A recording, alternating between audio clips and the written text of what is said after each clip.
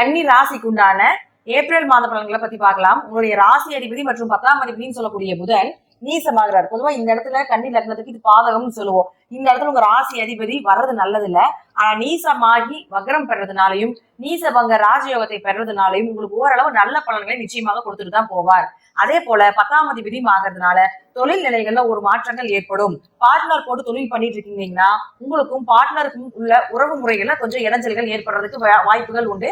அதே போல வியாபாரம் செய்யும் பொழுது பாருங்க நிறைய ஏமாற்றங்களை சந்திக்கக்கூடிய ஒரு சூழ்நிலைகள் வரும். ஏன்னா ராசி அதிபதியோட ராகு சேர்ந்து இருக்கிறதுனால ஏமாற்றங்கள், ஒரு திருட்டுத்தனங்கள், இது எல்லாமே ஒரு தொழிலாக இருக்கட்டும், ஒரு பொருள் திருடு போறது, இது எல்லாமே வாய்ப்புகள் உண்டு. கொஞ்சம் கவனமாக இருந்து செயல்படுத்த வேண்டும்.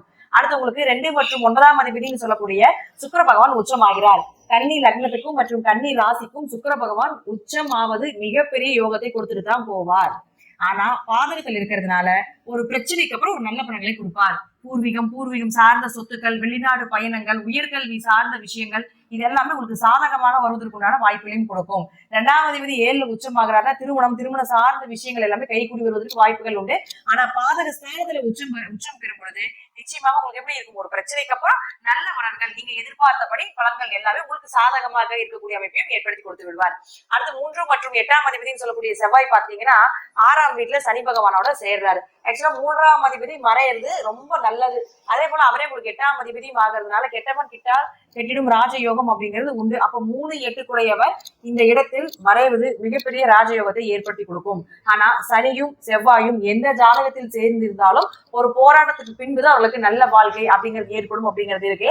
அதே போல சனி பகவான் பாத்தீங்கன்னா உங்க ராசிக்கு 5 மற்றும் 6ஆம் அதிபதியாக இருக்கிறதுனாலையும் அதிர்ஷ்டத்தை கொடுக்கக்கூடிய கிரகமாக இருக்கிறதுனாலையும் செவ்வாயோடு சேர்ந்து விபரீத ராஜயோகத்தையும் அவருக்கு ஏற்படுத்தி கொடுப்பார் அப்படிங்கிறதுல மாற்றமே இல்லை.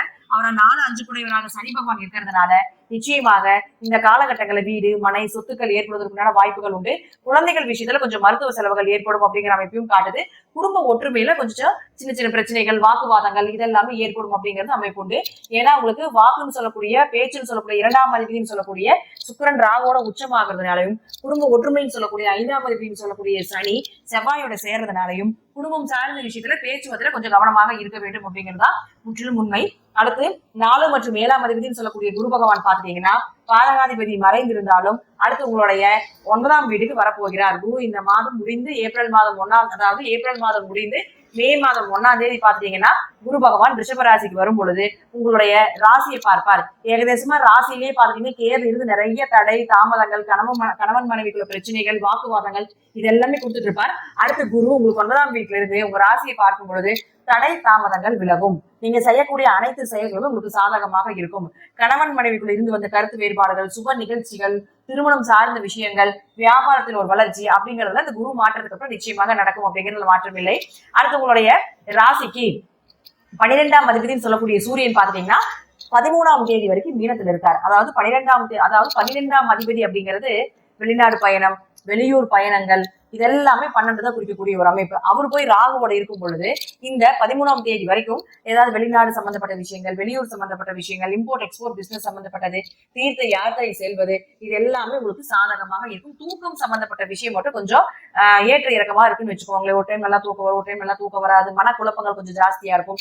ஏன்னா இது பாதகம்னு சொல்லக்கூடிய இடத்துல இருக்கிறதுனால இந்த பாதிப்பை கொடுத்து விடுவார். அடுத்து 13ஆம் தேதிக்கு மேல பாத்தீங்கன்னா 12ஆம் அதிபதினு சொல்லக்கூடிய சூரியன் 8ஆம் வீடுன்னு சொல்லக்கூடிய மறைவு ஸ்தானத்துல மறைவார். அப்ப 12, 8 தொடர்பு ஏற்படும் போது அமானுஷ்ய அறிவு சித்திக்கும்.